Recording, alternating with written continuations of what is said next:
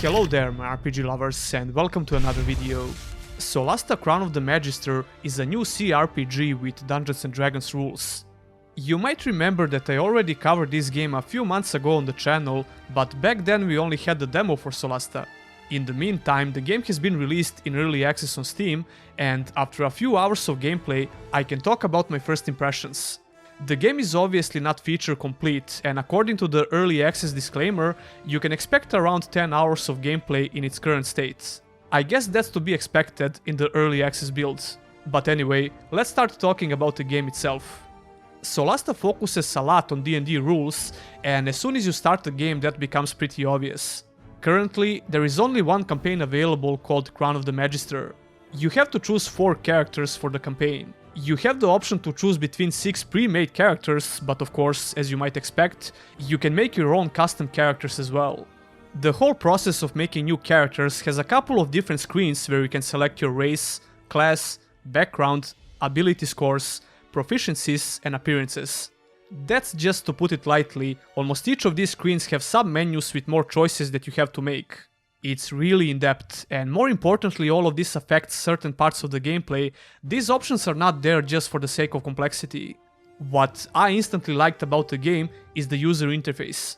Even though you have a ton of information on the screen, the way that UI is presented makes it easy to understand what's going on. While this is great in general, I think it's especially important for the new players of this genre, because they are less likely to get intimidated by all the information. The first character I created is a Snow Dwarf Paladin that has a sellsword background. I chose pre-made characters for the rest of my party because I really wanted to start playing the game.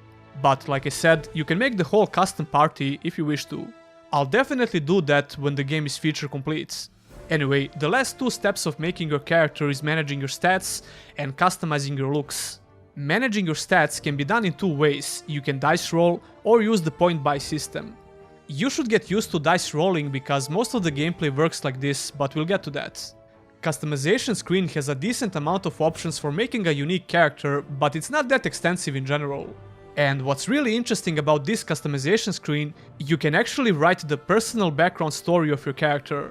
Players who are really into role-playing will definitely appreciate this option. When you start the game, all of your party members are at the inn, sharing stories about their previous adventures. And this is actually the tutorial section where you can learn the basic gameplay mechanics. Each of your party members has a different short story to tell, and the pace of the tutorial is pretty good. It's not too long and boring, and you shouldn't have a lot of problems to understand the mechanics. After the tutorial, you get a quest to visit a certain outpost and see if anyone is alive. Before we start talking about the story and the gameplay, I have to talk about this obvious design decision for character interactions.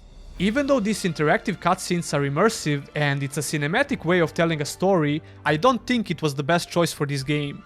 Mainly because the character models look so outdated and the camera is directly at your face. It didn't bother me that much because I'm used to playing some outdated games all the time, but I know that some people will have problems with this. For example, if you're coming from Baldur's Gate 3, the game that has a very similar way of showing the character models, it might be hard to get used to Solasta.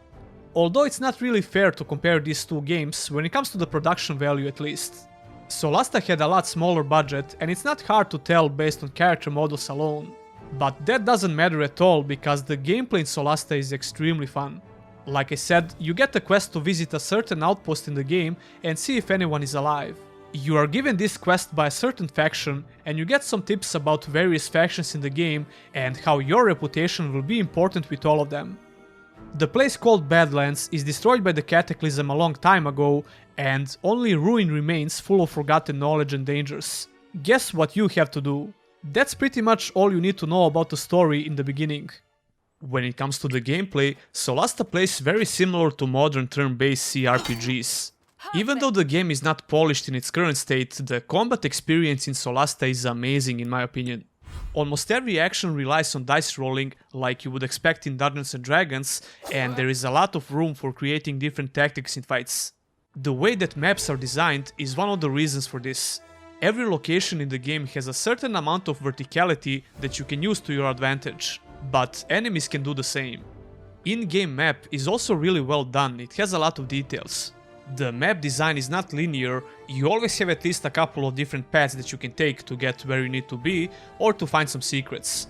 Every location in the game has a lot of interactable objects and items, and some of these sections will require certain character stats. The way that maps are designed can make the enemy behavior unpredictable, which adds to the difficulty in fights.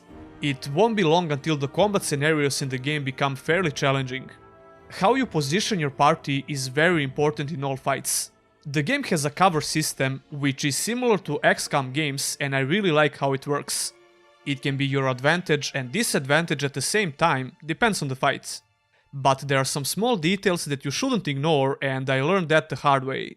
For example, in this fight the visibility is not great, so you want to have at least a couple of characters with a light source. Otherwise, you will have a disadvantage that can affect your hits. So even if you manage to get a good dice roll for the attack, you can still miss, which is really frustrating. This particular fight is also a good example of the verticality that I mentioned. Every character in the game has the ability to try and push enemies in order to stun them or throw them off the cliff. Yeah, when I said every character, I meant the enemy as well. The line of sight can become a pretty big issue in fights, but not in a bad way, it just adds to the tactical element. The way that classes work is nothing unusual for a game of this type. My main dwarf paladin is a melee character, but he has a couple of different spells. Some of the spells that your character can use need to be refilled when you decide to take a long rest. Speaking about that, every character has a certain amount of spell slots and you can prepare your spells when you're resting.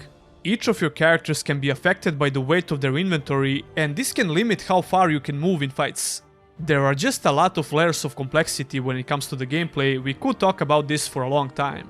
It's really fun, that's the most important thing. And that's coming from someone who is not a huge fan of turn-based combat.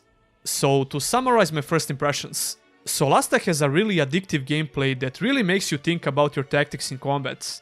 All D&D features seem to resemble the tabletop games quite nicely, which is not something that we can say for every D&D game. I'm not hugely invested into D&D stuff, but even besides that, I really got into this game and I can't wait for more content. Solasta is getting some nice reviews on Steam as well, so it seems like people really like it for now. It's always great to see a successful Kickstarter RPG, especially because we have a lot of similar projects that failed. Anyway, tell me your opinions about this game in the comments below. It's a good time to be a fan of CRPGs, and this month has been great for games like this. We got Baldur's Gate 3 and Solasta. Although both of these games are in early access, which is not so great, but there you go. The only thing to do now is to wait for more content. Don't forget to subscribe for more content and click on the bell icon so you don't miss any future uploads. Special thanks to my Patreons, and if you as well want to support this channel in the long run, consider checking out those links in the description. That will be all, and I'll see you in the next one.